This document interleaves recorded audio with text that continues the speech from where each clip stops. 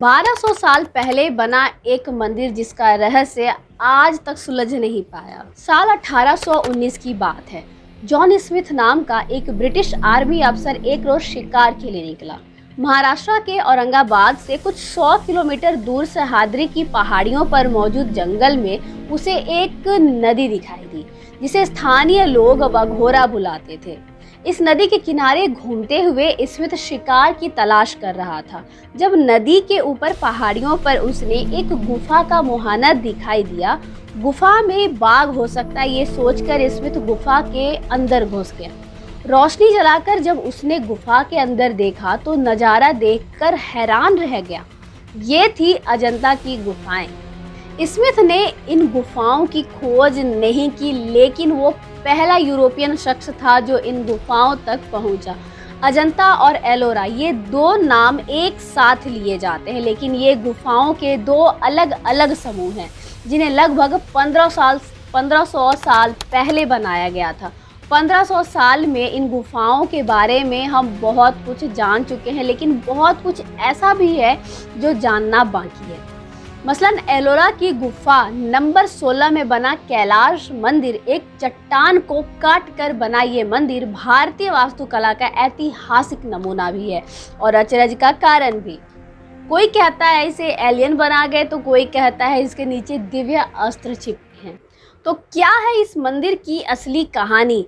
कैसे बना ये मंदिर, किसने बनाया और क्या है इससे जुड़े रहस्य? तो आज इस वीडियो के माध्यम से हम आपको यही बताने जा रहे हैं। पूरा वीडियो देखने के लिए, इस टॉपिक को अच्छे से जानने के लिए हमारे वीडियो पर एंड तक बने रहना। नमस्कार दोस्तों, तो एक बार फिर से स्वागत है आप सभी का हमारे यूट्यूब चैनल पर और आप देख रहे हैं द मिस्टीरियस वर्ल्ड।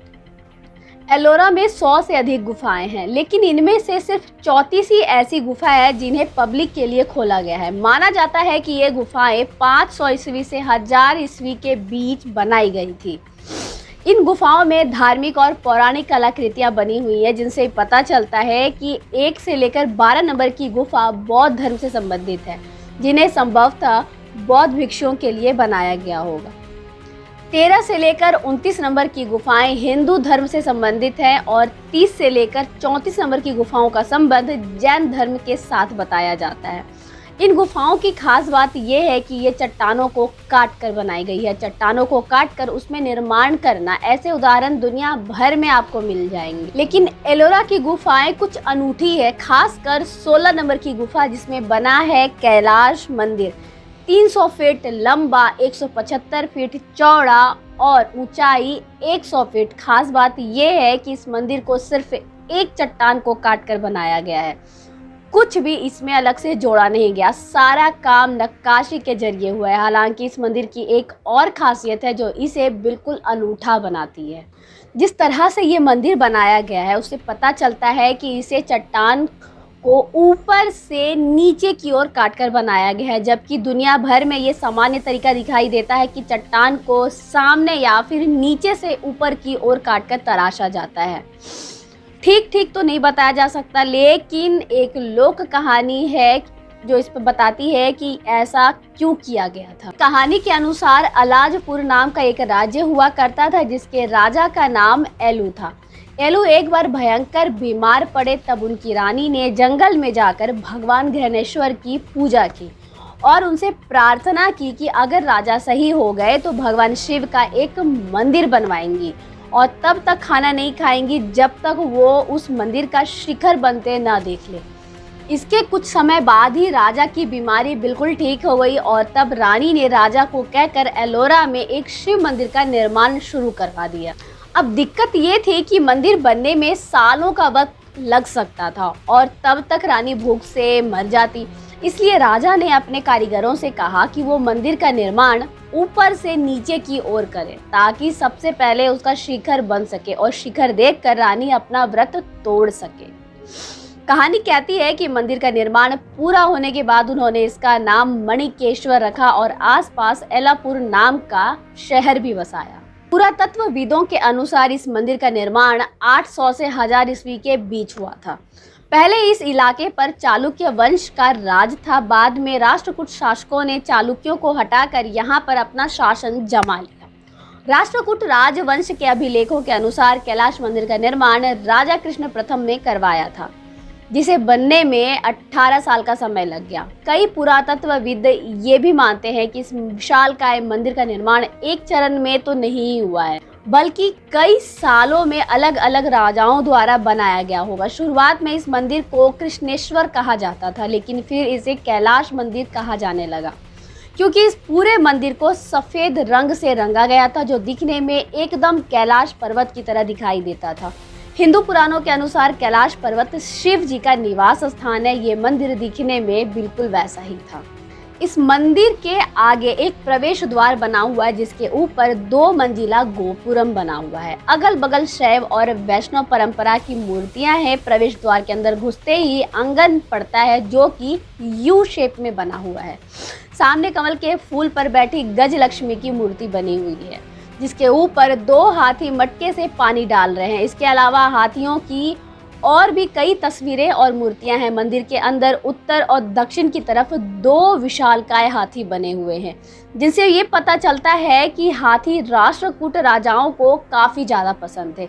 इसका एक कारण ये भी हो सकता है कि राष्ट्रकूट वंश के राजा युद्ध में हाथियों के इस्तेमाल के लिए जाने जाते थे। मंदिर के गर्भगृह के ऊपर एक टावर बना हुआ है, जिसे शिखर कहते हैं।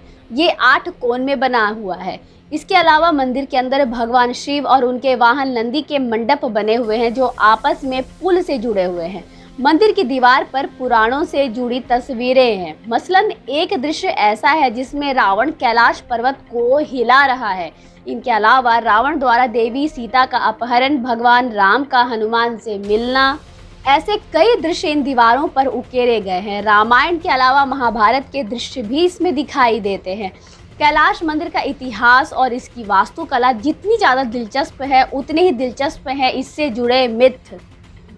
कोई कहता है कि इस मंदिर को एलियंस ने बनवाया है, तो कोई ये कहता है कि इस मंदिर के नीचे एक पुरातन सभ्यता रहती थी, जिनके पास एक ऐसा दिव्य अस्त्र था जो चट्टान को भाप में तब्दील कर सकता था। ब्रिटिश लेखक क्रिस्टोफर हिचेंस ने एक जगह कहा था, What can be asserted without evidence can also be dismissed without evidence। यानी कि बिना सबूत किसी चीज़ का दावा किया जा सकता है, तो बिना सबूत उसे खारिज भी किया जा सकता है। एलोरा के कैलाश मंदिर को लेकर जो मिथ के दावे हैं, उनके बारे में कोई सबूत उपलब्ध ही नहीं है, इसलिए उन्हें टटोलने की ज़रूरत ही नहीं है।